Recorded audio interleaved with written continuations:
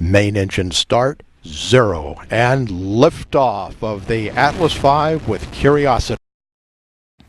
Rockets. A rocket is a missile or spacecraft that obtains thrust from a rocket engine.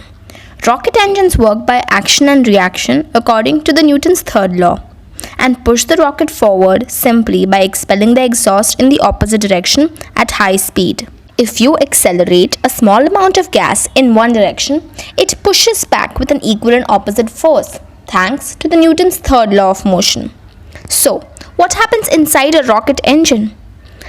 Inside, we have rocket propellants, which consists of fuel and oxidizer. The fuel and oxidizer burn together to form a high-velocity exhaust. This burning takes place in the combustion chamber.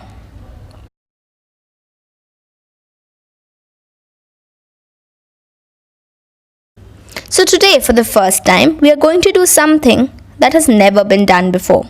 We are going to build a prototype of a water-powered rocket. Here's a glimpse of what actually happens. The rocket consists of a nose and fins. How does this rocket work, you ask? Water is first filled into the tank, after which it is forced out by an air pressure that we supply via a bicycle pump, causing the rocket to move in the forward direction. For making this prototype, you require a water bottle, some paper, glue, a bicycle pump nozzle. First, to make the nose of the rocket, we fold it into a cone and add it to the bottom side of your bottle. Here, you cover the rest of the bottle to make it look like a rocket.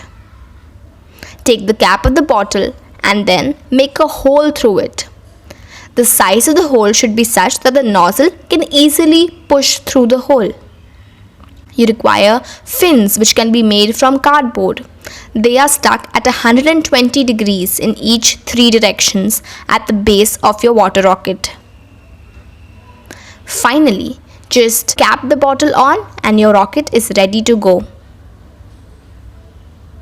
This is what the final product looked like. Thanks to Rudra for suggesting the name Surya. I think it looks incredible.